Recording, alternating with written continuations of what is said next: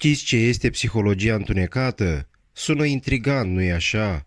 Deși nu este o ramură oficială a domeniului, psihologia întunecată a devenit un subiect de interes pentru publicul larg, deoarece se referă la studiul și aplicarea fenomenelor psihologice implicate în exploatarea și manipularea oamenilor.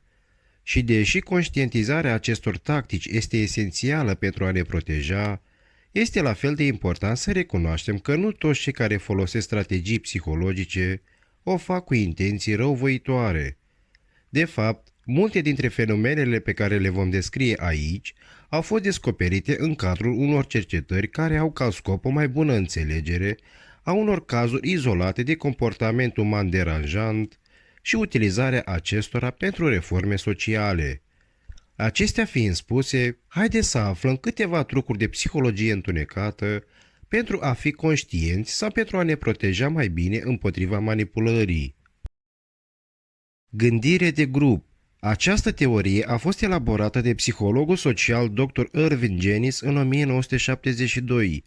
În cadrul cercetărilor sale privind bombardamentul de la Pearl Harbor, războiul din Vietnam și invazia din Golful Porcilor, Janis a rămas uimit de ce aceste grupuri de indivizi foarte inteligenți nu au reușit să vadă că luau în mod evident decizii foarte proaste.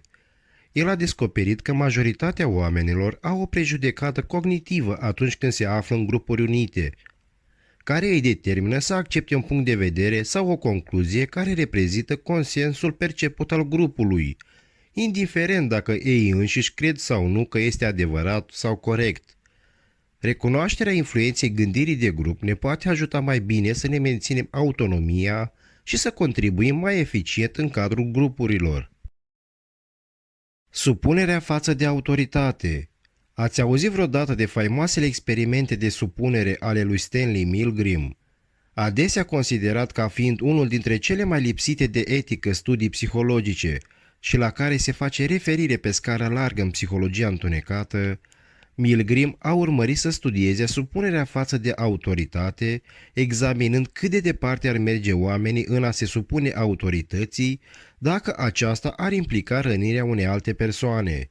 În mod îngrijorător, el a descoperit că participanții erau dispuși să administreze șocuri electrice potențial letale altora dacă o figură a autorității le ordona acest lucru, chiar dacă acest lucru intra în conflict cu valorile sau judecata lor personală.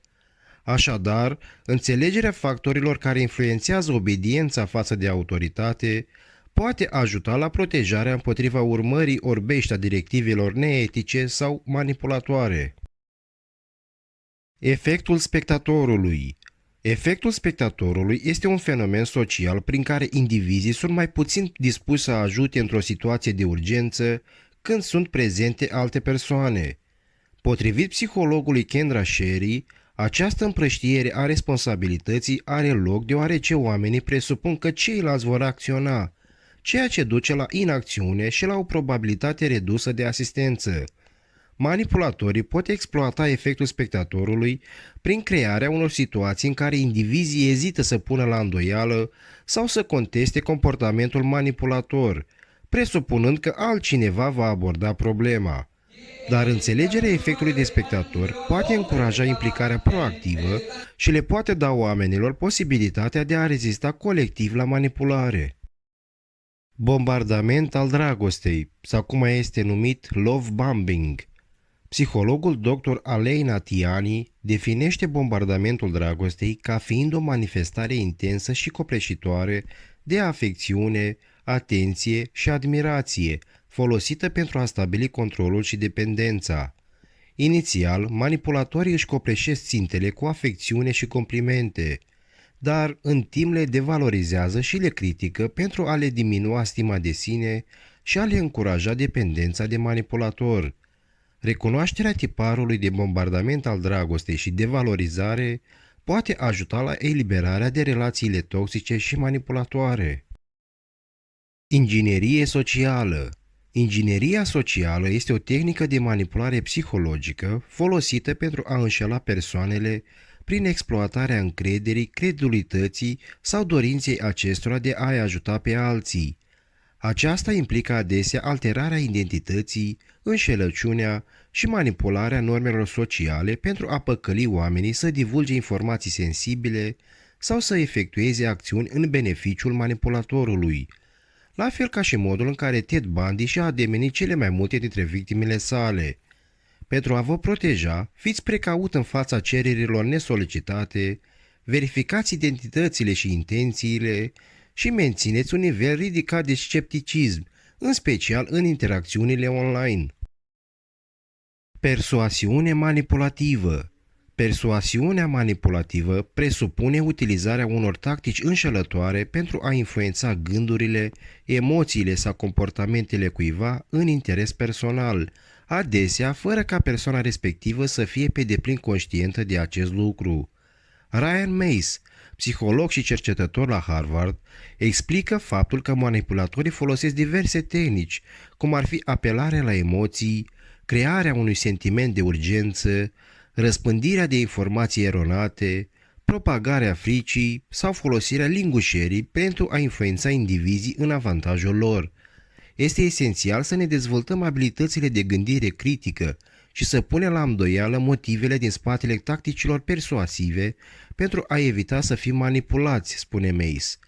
Menținerea conștientizării propriilor reacții emoționale și o mai mare asertivitate pot de asemenea să contracareze tacticile de manipulare. Înțelegerea trucurilor psihologice întunecate folosite de manipulatori este crucială pentru a vă apăra și a vă proteja de manipulare. Dezvoltarea conștiinței de sine, a inteligenței emoționale și a abilităților de gândire critică vă va da de asemenea posibilitatea de a vă menține controlul asupra gândurilor, acțiunilor și deciziilor dumneavoastră. Nu uitați, cunoașterea este putere și dacă vă mențineți informat, puteți naviga în lumea complexă a psihologiei umane cu mai multă rezistență și autonomie. Așadar, ce părere aveți despre acest videoclip? L-ați găsit interesant și informativ? Care sunt alte trucuri de psihologie întunecată pe care credeți că mai mulți oameni ar trebui să le cunoască? Spuneți-ne în comentariile de mai jos. Nu uitați să dați like la acest videoclip, să vă abonați la canalul meu și să apăsați clopoțelul de notificare. Vă mulțumesc pentru vizionare!